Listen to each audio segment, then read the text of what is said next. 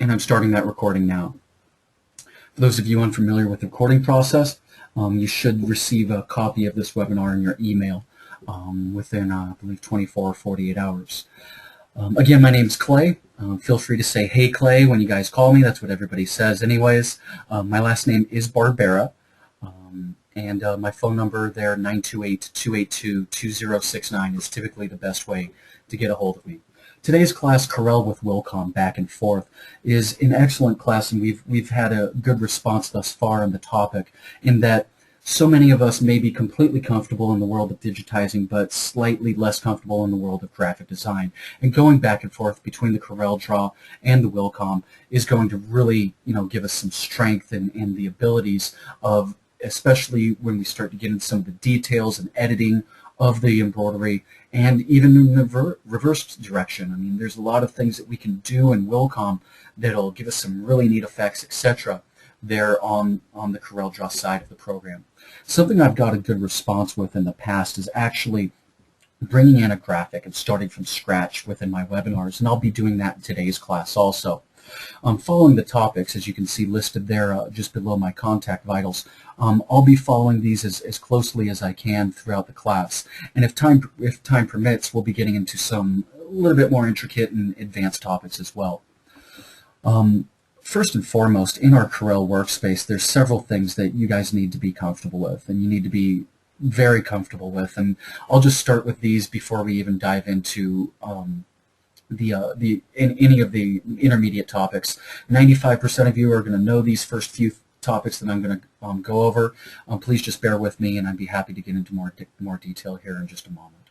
So the pick tool. Pick tool is located in both Wilcom side and the CorelDraw side of the program. Any of these topics that you see here at the beginning is in italicized, they're equally relevant in Corel and Wilcom. So selecting certain elements, let's say a text area, I can select. A background area, I can select and move, for example. Control-Z on my keyboard is my shortcut for the back button, or this button up at the top. I will be calling out all of the shortcuts when I use them. The reshape tool, or shape tool in CorelDraw, is the same, very similar tool on the Wilcom side of the program, and is used mostly for editing your nodes. And I'll go into more detail describing nodes here in just a bit. The crop and erase buttons, being able to crop out certain areas and objects, holding down your left mouse click or selecting the lower right-hand corner of that function is going to allow us to look more deeply into any of these tools. So for example, the crop tool, I also have the eraser tool slightly buried below it. The zoom tool is an excellent tool, obviously zooming in and out of our workspace. And then we start to get into some of the drawing tools located here as well. The drawing tools, and I get, there's the typical draw tool we can draw with, select, drag, etc., as well as additional drawing tools below that. On the CorelDraw side of the program, we have things like the Smart Fill tool. We'll go over that here in a moment. Drawing squares, circular objects, polygons, and typical shapes. On the Wilcom side of the program, this is going to change into our different input A, input C, fill stitch options, satin stitch options, running stitch, manual drawing, manual digitizing type tools located within the same area here. Just above our text tool, which works again almost identically on the CorelDraw and Wilcom side of the program. So as I've gone through those, I will select real quickly just the Wilcom decoration option. So I did not hit convert. I did not tag any object in CorelDraw. All I've done is selected the Wilcom button to show, to bring up our Wilcom workspace. Now, a couple things that you should be aware of. What is actually being viewed right now? Show image bitmaps, show image vectors. Every object that was in our CorelDraw side of the program there was a vector design with the text that I created, the background, etc. And because the show vectors is not selected, we cannot see any of them right now. I will suppress that picture, and now we can see all of those vector elements that are on the Wilcom side. that are on the CorelDraw side, now also on the Wilcom side of the program. So it is important, obviously, to be able to view back and forth as we're going back and forth between the two different sides of the program. Before anyone asks, there is a gradient, a blended red color in the background of my page. Vector gradients do not necessarily appear in Wilcom. It just showed it as the fill of red is the reason why that came up. And I've obviously already mentioned nearly all the graphic design tools are embroidery applicable in some way. So pretty much everything that I showed you over here on the left, and actually, you know what, I'll go back to the Wilcom side here in just a second, is some degree applicable on the Wilcom side and the digitizing side. And we've done that on purpose. When we designed Wilcom at first, I mean, with the initial, E1 versions, etc., with CorelDraw incorporated with them, we wanted them to be as seamless as possible. And with each additional version, in newer versions, now we're on the Elements 3, obviously just an amazing version of our digitizing capabilities. And the seamless integration with the graphic design side of the program has certainly expanded. So once again, the pick tool, the reshape tool for node editing are it's not necessarily a crop tool, but it is our knife tools to be able to break things apart and select certain areas, as well as a stitch angle tool. And I'm sure most of us are familiar with that, and if need be, I will go into more detail with that tool at the end. There's plenty of other classes that go over that also. And then again, we start to get into some of our manual digitizing tools, whether it be an input C option or a fill option with like an input A, running stitch options, backstitch, zigzags, that type of thing, and some additional effect tools that we can digitize with also. Some really interesting tools if you guys haven't played with any of the ring or star options. Certainly I recommend doing so. There's a large learning curve, I believe, with any software where ultimately you as the learner simply needs to get your hands on and actually start playing with the actual tools. All right, bitmap to vector to embroidery. And as I mentioned at the beginning of the class, one of the best responses that I've got from any of my training classes is when I actually grab an object, a piece of clip art, a piece of, a bitmap, a scanned-in image from my database, or even in this case, just what I'll be doing is just going on the internet and grabbing an image and bringing it in, and then working with it from there.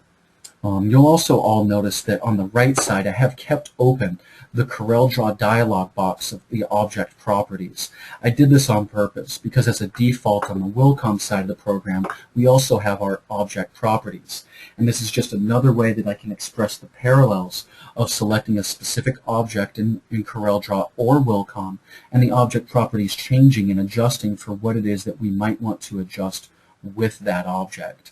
And it's intuitive, and we can make adjustments and move from there very easily. But for the rest of our class, on at least the CorelDraw side of the program, I can always bring that up later, but I will close that dialog box for now that you do see the parallels. I'm going to go to the internet, back to the internet here. We'll bring up a new tab, and Wilcom logo. We will do an internet Google search for a Wilcom logo. Now, instead of me selecting a boring one, let's select one that's got a little bit of difficulty to it. I do like this one. The new Elements 3 logo is awesome. There's plenty of gradients. There's plenty of miscellaneous individual pieces and parts that could cause problems for us in the embroidery world, and I do expect to get quite a few questions from you all with going through the process with this one, so I will go through the process with this one. I would like to view the entire image. We at Wilcom do not lock our objects in any particular way. We are completely fine with people copying and pasting our logos, so I will do so. I'm using the right-click option on my mouse in order to do those copy and paste options.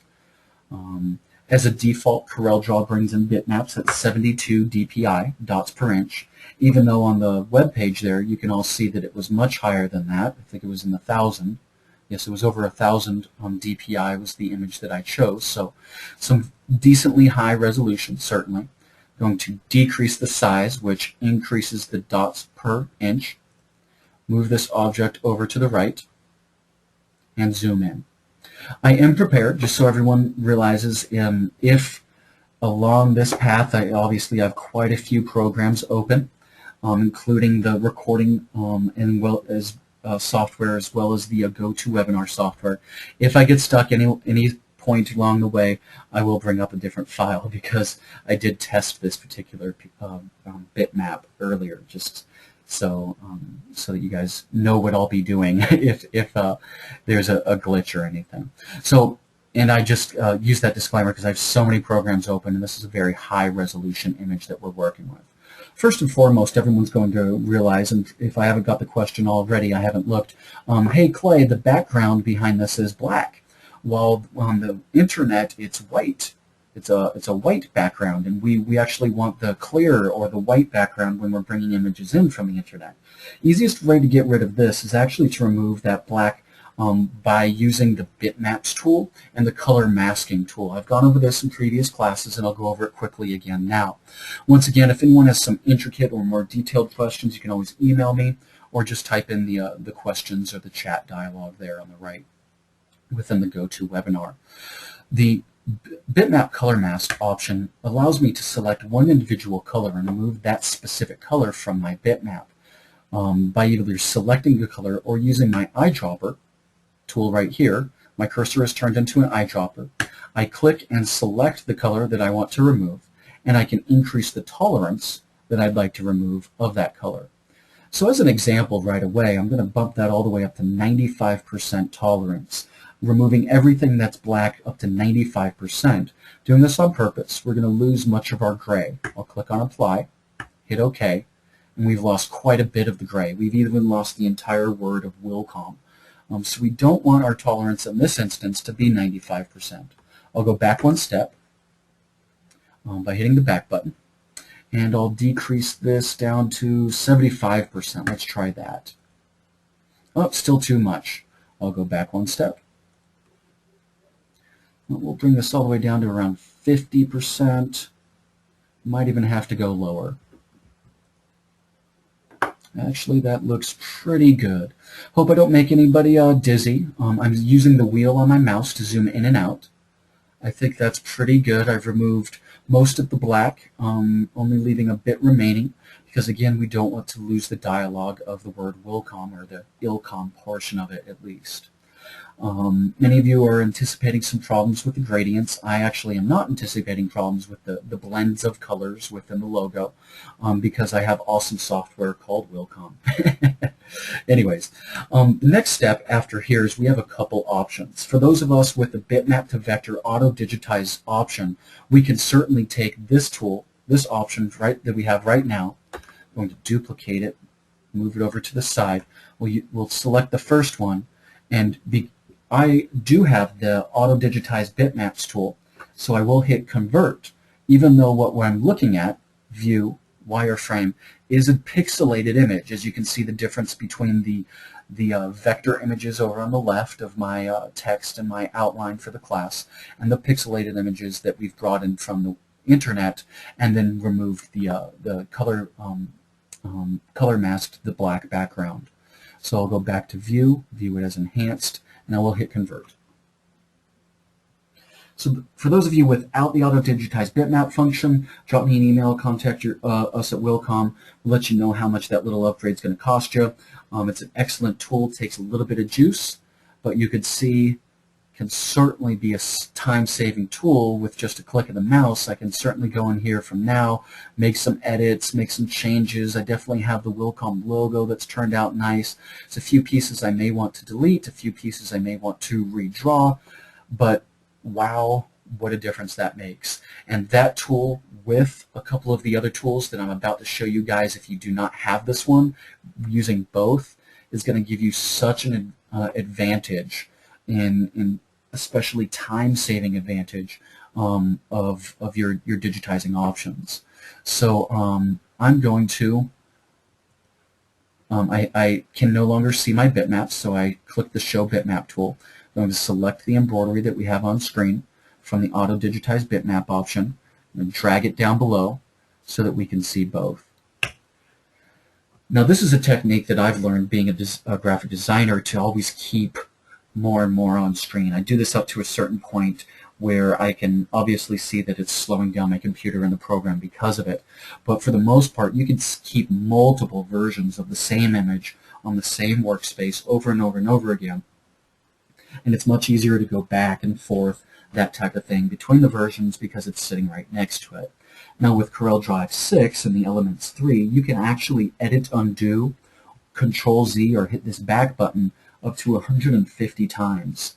So that's just an awesome additional feature that we do have. Hold on one second. I'm going to mute while I cough.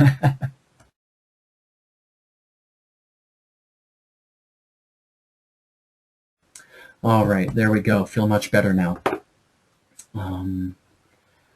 While I'm paused for a second here, I'm going to take a quick look at my questions dialog. Nothing too much has popped up. Great. I'll dive back into it. So as most of you can anticipate at this point, we're going to be spending most of our time on the CorelDraw side of the program, and that's, although I am proficient in Wilcom, that's what Wilcom prefers me to actually teach in these webinars, so I will be doing so. Much like the Wilcom side of the program, as we access different functions like the Bitmap Color Mask tool, it pops up as an option over on the right, much like the Object Properties options in CorelDraw and the Object Properties Color Object List, etc. options in Wilcom.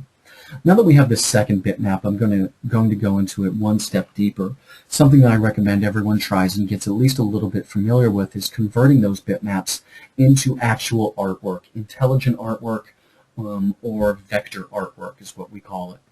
Now, I almost always, at least 90% of the time, recommend going to Outline Trace, Low Quality Image for pretty much everything. Even if it's a high quality image like the image that we're working with right now, the default set in CorelDraw will give us a little bit more room to work with.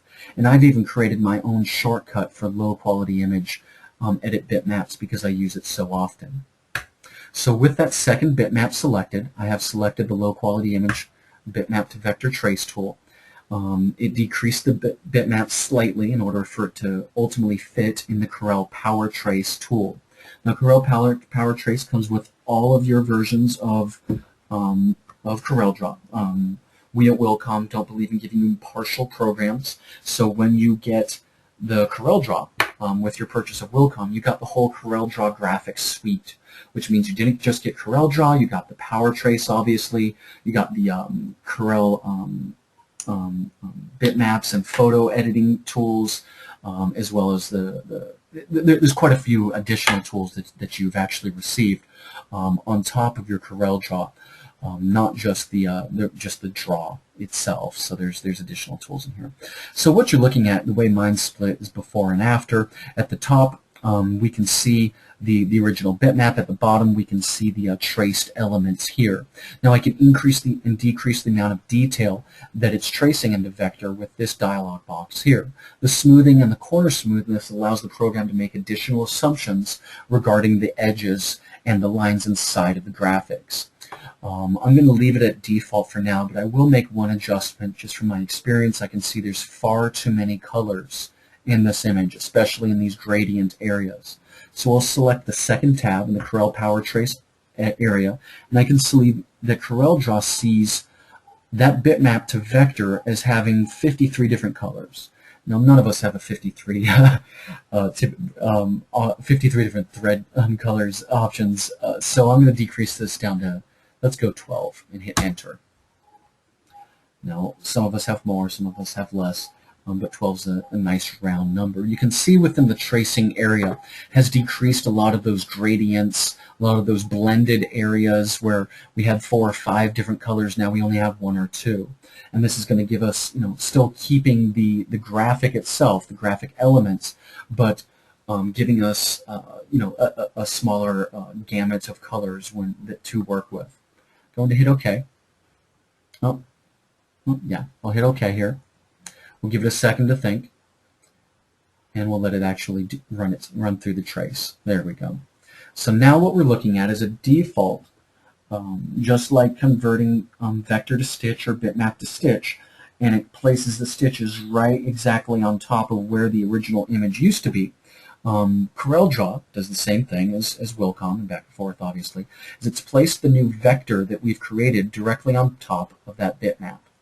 So again, viewing in wireframe view, I can see the bitmap that we worked with and the vector below it.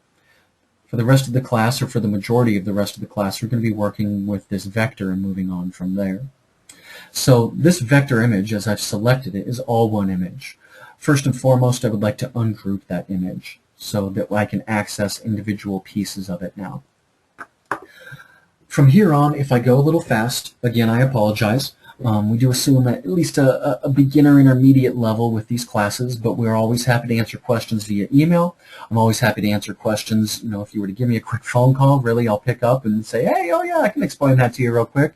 For those of you who want me to go into a little bit more detail, once again, I do teach one-on-one classes, as well as we have those questions and chat dialog boxes that you can type in, because the rest of the class I might go a little bit fast for you, just to keep everyone on the same page. So I have ungrouped our new vector image. It's not perfect vector. I would not call it perfect vector because the lines aren't perfectly straight, and I can certainly, and have in other classes, gone into making sure everything is perfectly organized and symmetrical with each other, that type of thing. I'm not going to go into too much of that because as we're converting the stitches, this little bump on the top of the end is not going to matter too much. Once it's a stitch going in that direction, we can always just grab a stitch and move it if it's that much of an issue, although it probably won't be because the thickness of the thread is probably thicker than even the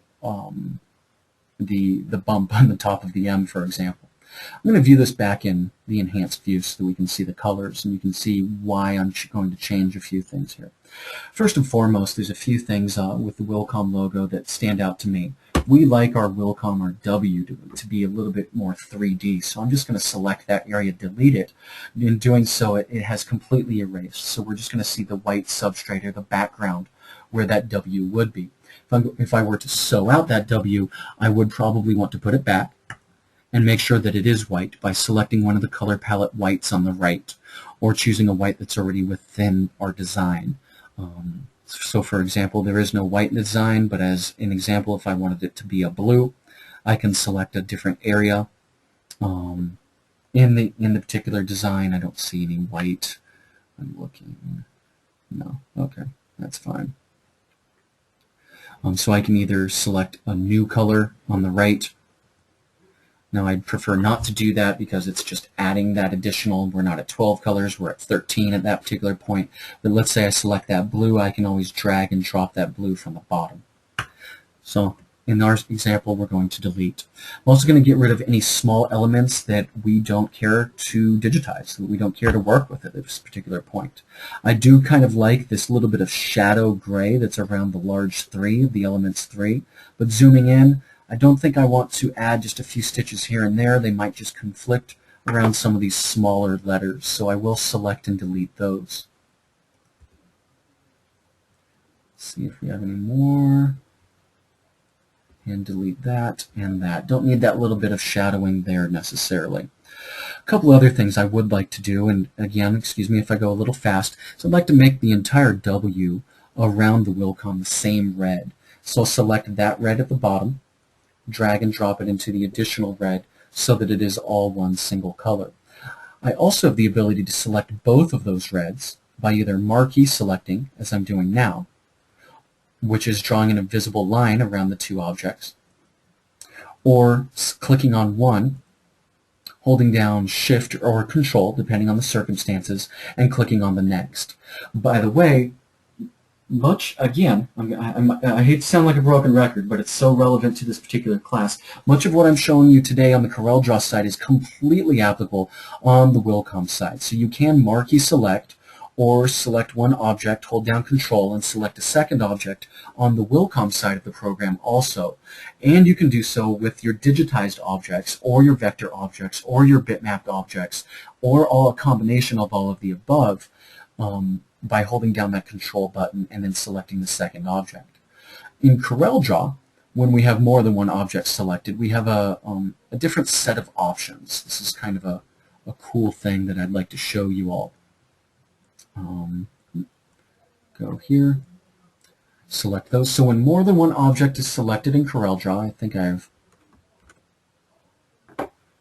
View, Wireframe. I'd like to just select these. I think I got an extra little object somewhere in there. Anyways, View, Enhance, go back to the Enhanced view so you can see it. When more than one object is selected in Corel, you have these tools come up as options to simplify front minus back, back minus front, and in this case I'd like to weld, which is blending those two objects selected into one solid object. Oh, I don't think I quite caught it. All of those options that are at the top there that I had just showed you are also located under Arrange in both CorelDraw and Wilcom. So in the new Elements 3, this is an awesome, and another reason to upgrade to Elements 3, a great benefit is you can do these welding tools and that type of thing with the different versions of with the Elements 3, etc. So let's go back here. Select that piece. I see what it's done.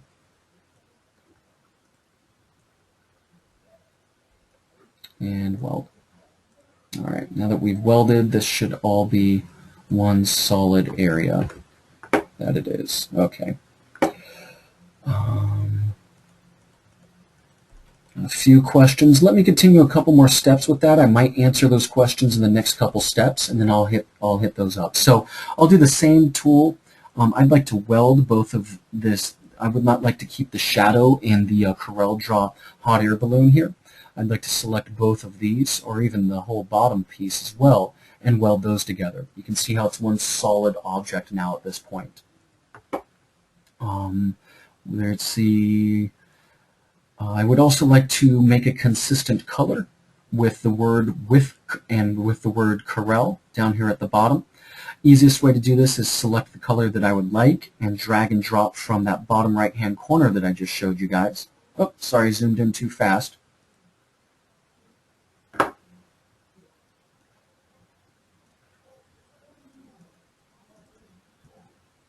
There we go. So I can select the blue, for example, drag and drop that same blue into different pieces. Or I can, even if for those advanced users, I can hold down Corel, right mouse click, and drag and drop colors with the Shift key actually held down. So two options.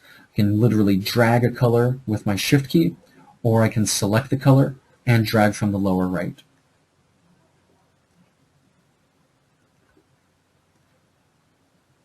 There we are. Now a few more elements that I'd like to clean up before I convert this to embroidery here on this really complex design.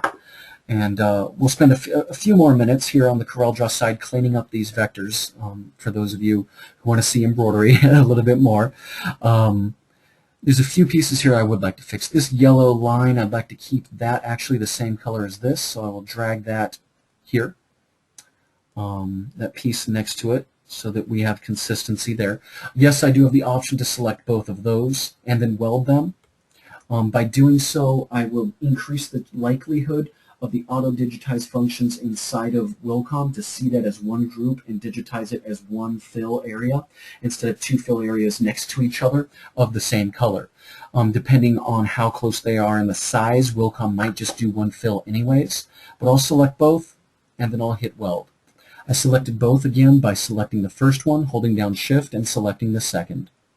So let's do that again here. So I'll select the first one, hold down Shift, select the second, and I can weld that so it's one solid object.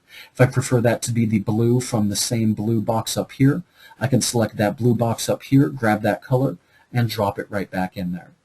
So you can see there's a lot of clicking around in CorelDraw, maybe a little bit more selection than you would with digitizing, but it's going to clean everything up and make things a lot easier for us in the long run I promise.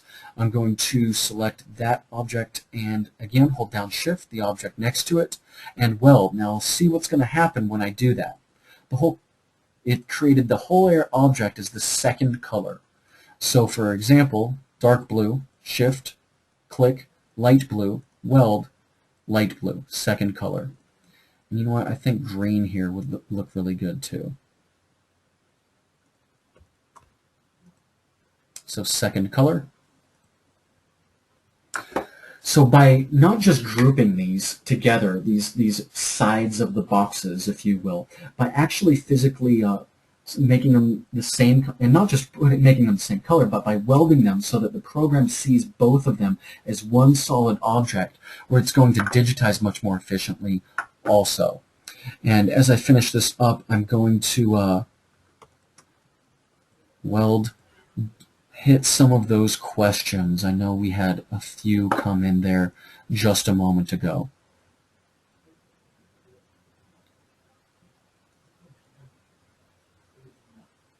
Okay, combining objects, I believe I went over that a couple more times.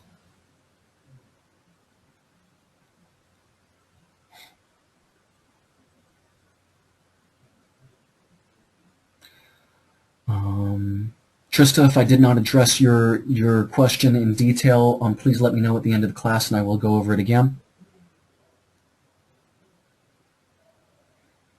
All right, and I will address a couple of these other questions here in just a moment with the rest of the class here. All right, so we have some nice solid boxes. We have some much more cleaned up, getting rid of some of the pieces that we didn't need here with the Wilcom logo's text.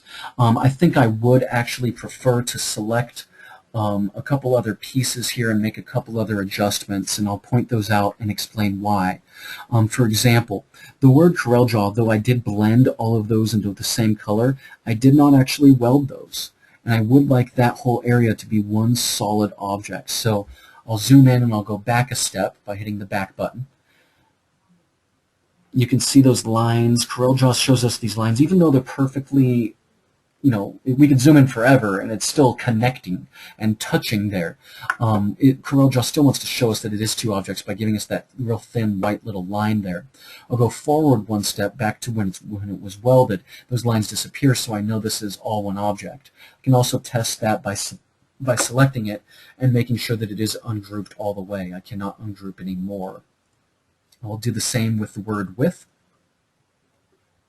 weld, and we know that that is all grouped. This little box up here, we may want to keep these small areas just to give us some depth and some shadow, etc.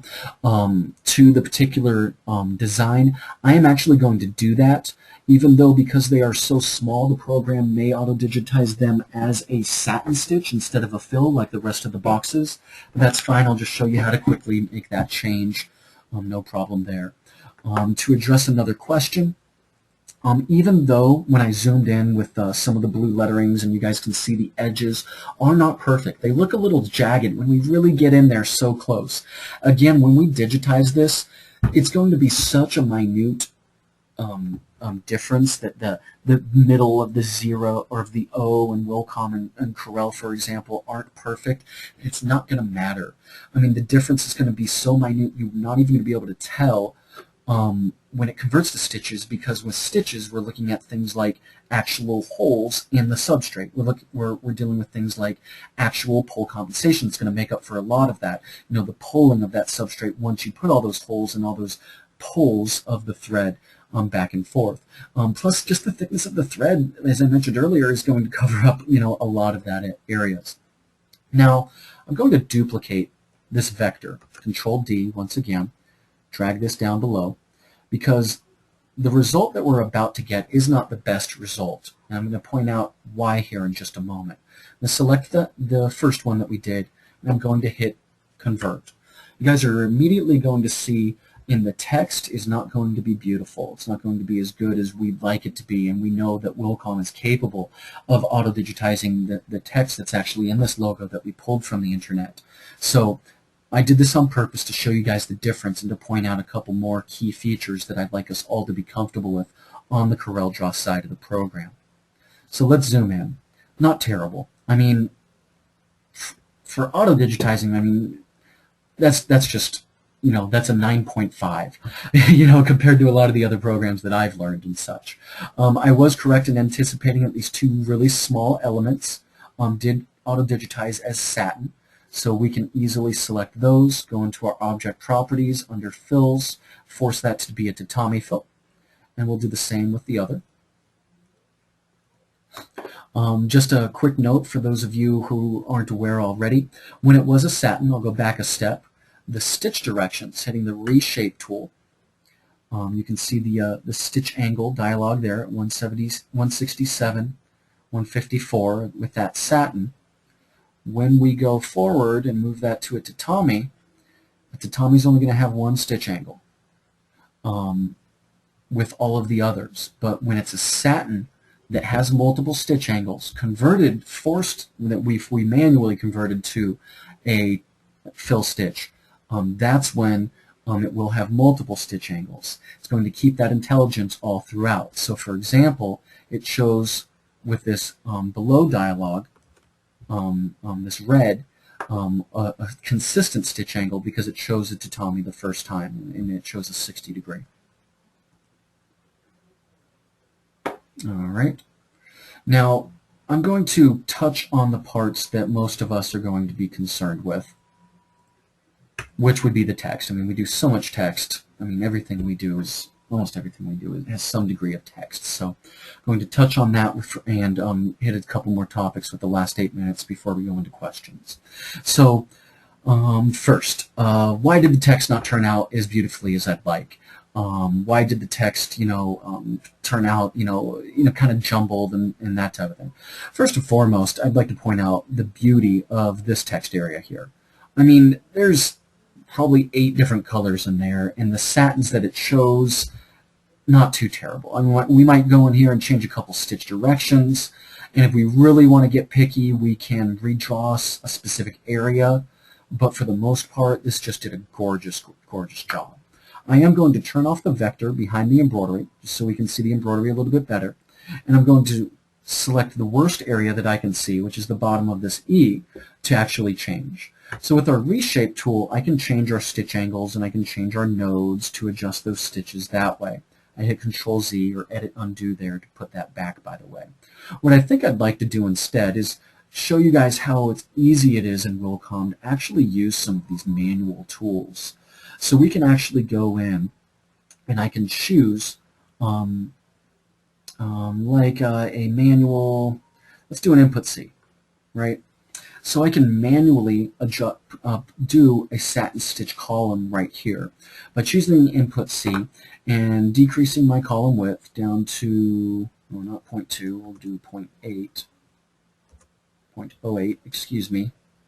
This is inches. It's about the column width I think that I would want in this area. So I'll just click, click, enter, enter. There's my new column. You know what? It's a little bit too much. Let's decrease that back down to 0.6. I think that's a little bit better. And we can easily see that the color that we are replacing, either in the color object list on the right or over here on the bottom, I can see that's color number 7. If I go to color object list and I select any object, it shows me exactly where it is in the order of which to be stitched, and I can see that is under a color 7. So I can make this one 7, I can delete this and replace it.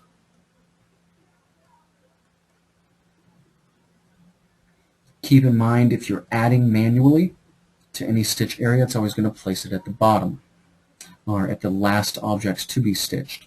So if I want to place this back to the other group, I can simply drag and drop within my color object list back where it would be nested under the other objects, etc.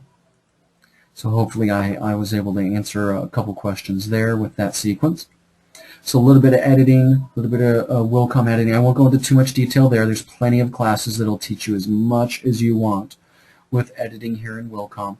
But what I will do is I'm going to not select anything, go back to the CorelDraw side of the program, and we're going to select the second vector that we duplicated because we want better results. We don't like those results in that text that we got the first time, if you recall.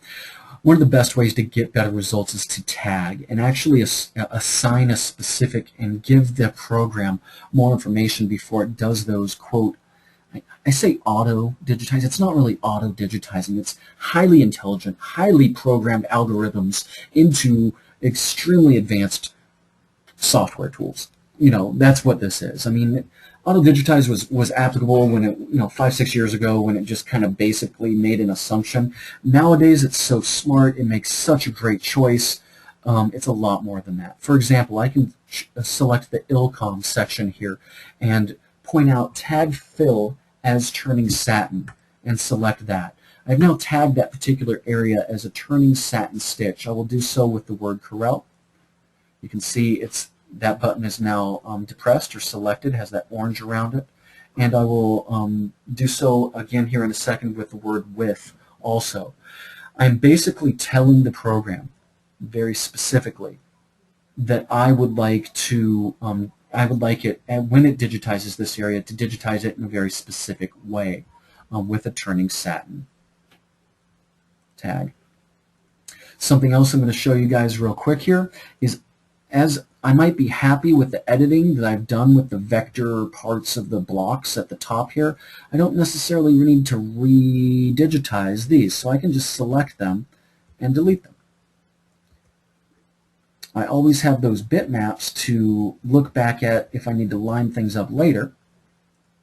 And I can delete all the pieces that I don't necessarily need at this junction. Say I did some more editing with the elements word, and I only want to redigitize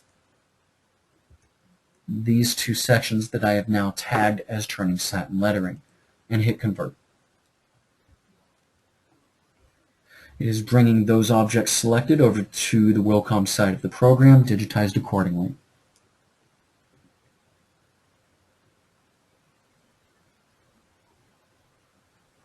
There we are. I have a couple additional questions of actual tracing manually, and yes, we can do that very easily. I'll show that. I'll take the last minute to do that. So I'm going to drag this up next to our previous versions, and you can see the much better results we get, especially with the word Corel and the word with. I am very happy with the IL and the C. The O I'm a little bit disappointed with. And with, I'm not going to have time. I'm sorry, guys, that we just don't have as much time. I'll do a similar class again here in a couple months, I promise. And we'll probably do a 90-minute. But anyways, the reshape tool and the stitch edit tool are excellent tools to be aware of. I will not have time to show the CorelDraw applicant or equivalent to these, but I do need in this O to real quickly go into the stitch edit tool, choose the stitch angle tool, and add an additional stitch angle here for that O. As you can see, much smoother around the top, and I'll do so again with the bottom of that O because it just looked horrible and my OCD was giving me nightmares with that. So you can see we have a much cleaner, much more usable O there, as well as the word Corel I'm very happy with, although I may adjust a little pole compensation here. That's an excellent place to start from too. Now here's a disclaimer. I won't go into it or show it too much. Below the manual digitizing / manual drawing tools in Wilcom / CorelDraw is our text tool. You will always get the best results if you type it in Wilcom. The second best results will be if you type it in CorelDraw, select it, and then hit convert.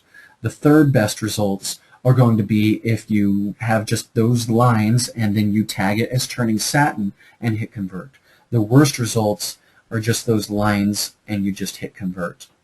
So I'm going to go over that one last time because it's so important.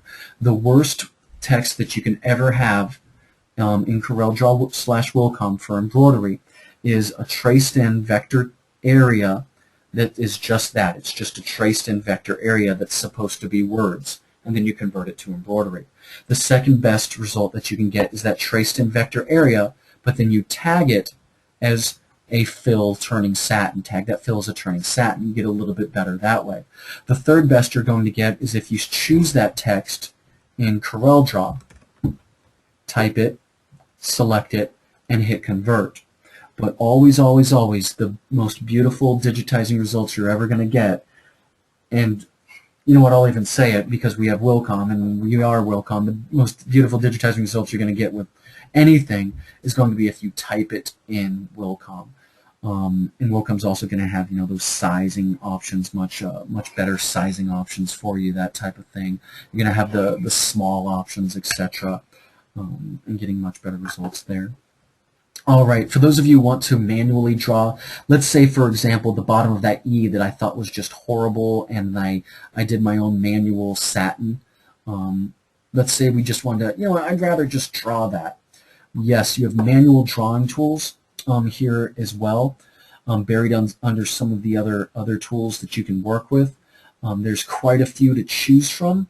I'm not going over too much manual tools within Wilcom today, because there's plenty of other trainers that go into those a little bit more effectively than I myself. But yes, you can manually select, manually draw, hit enter, it digitizes, and you can obviously do that with any and all of the pieces that we have worked with here. That's one of my favorite. The Input A is just a great tool. And it's intelligent digitizing too, which means it's going to make certain assumptions with what you're digitizing and give you the best results. It really, really does. All right. I promised to get to a couple things, and I think I've already forgot a couple of them. Let's see. Well, for those of you who I promised to get to your questions, there's quite a few. If you want to remind me over in the questions tab in the webinar section, I will get to those in just a moment. And while you're typing those in, I'm just going to point out the differences in the beginning to the end of what I've gone over so far today. So starting from the beginning, we went over the basic tools over on the left in CorelDraw and how they relate to the basic tools in Wilcom and how they're applicable on both sides of the program. Then I went over how those buttons are even in the same exact spot almost, and even the tool set options being the color mask option right now, the color objects list on the Wilcom side, and ultimately the object properties that both come up on the right, and the similarities there. I also went over the similarities with actually drawing, manual digitizing, as I showed towards the end there, and manual drawing here over on the right of specific tools that we have in CorelDraw. And then we brought in a bitmap. We copied and pasted. We literally copied and pasted from the internet our Wilcom Elements 3 logo. I used the bitmap color mask tool to remove the black background, and then I used the tolerance levels of that color mask tool to decrease the black of that background, but not so much that it also removed the gray of the word Wilcom. After that, we went to our we auto-digitized, giving us this result down here at the bottom, which isn't the best. After that, we did a bitmap to vector trace. Under bitmaps again, doing our power trace, outline trace, low quality image, and we traced that, decreasing the number of colors. After we decreased the number of colors, we then got our vector element, of which we at that point deleted some of the smaller pieces and parts, for example, the gray around the word elements that we didn't necessarily need to digitize, and removing some of the other small pieces. At that point, we also then we selected that vector. Oh, don't need to do that, sorry. My mouse clicked. We selected that vector and we digitized it. We digitized it for the first time here on the left. Then the second time we got much better results with the text by tagging as turning satin lettering. Then, of course, we're always going to get the best results by either using a CorelDraw font or the very best with a Wilcom font. I think I did answer those questions. I didn't get any quite a bit of new ones that I didn't just go over. Great, great. Now, my apologies, everyone. We're at 55 minutes. I don't believe logo tracing, auto digitizing, logo options, and editing, embroidery editing basics. Went over a little bit of that, and the view options. I would like to hit those view options again. On the CorelDraw side of the program, viewing in wireframe is always going to show us our bitmaps and our vectors. Zooming in and out, you can see our bitmaps. Zooming back over to the side, we can see both the bitmap and the vector here. Now, something I want everyone to recognize, the digitized elements, the parts that we have digitized in Wilcom, when we went back to the CorelDraw side, not converting them, just going back to the Wilcom side, they're actually being viewed now as bitmaps. For those of you with direct-to-garment printers, that means yes, you can print what looks like embroidery. And I highly recommend doing that and showing that to your customers, at least as examples around your example rack or something like that, printing embroidery. And maybe adding a little embroidery embellishment, on there also. This is multi-decoration. This is when you're getting twice as much for those garments. I hope everyone follows me there, and I'd be happy to explain later. So the view options. Very, very useful and important there. Now on the Wilcom side of the program, the view options that I did go over, switching to Wilcom, we'll give it another second here, are the viewing of the vector parts, the bitmap parts, which you can access under the View tab, or we give you as shortcuts right up here at the top. So the bitmaps disappear, they show up again, the vectors show up, and they disappear again with these options up at the top here. I went over briefly and quickly the color object list. This is something everyone needs to get familiar with if you're not already. And I'll be going over that in future classes if you don't learn it in other classes.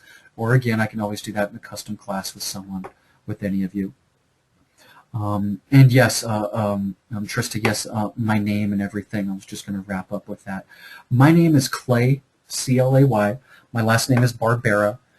Everyone, when they call me, when they email me, it's almost always, hey Clay. It's just the way it is. It's fine. I'm comfortable with it.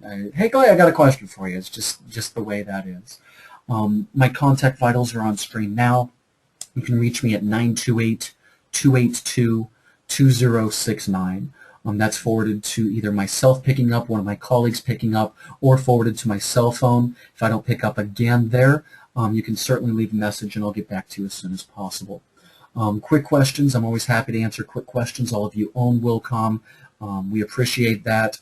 You can email me at clayb@planbmarketingaz.com. You can email me right there. If any of you are interested in the one-on-one training classes, more than happy to go over that with you in just 1 second after I turn off the recording. Any additional good questions I could hit real quick while we have 2 minutes? Good there. Yes, the manual digitize tools. There's quite a few classes where they're going to go into actual drawing digitizing tools, editing digitizing tools. I'd be happy to answer quick questions again regarding those, or you guys can certainly sign up for additional webinars. There's several of the additional trainers that just know these back and forth. I'll take about 30 seconds to see if any last-minute questions come in, and I sure hope that whole thing did actually record. I will apologize in advance if it's still not recording, if it somehow got cut premature. It is recording. Great. There we go.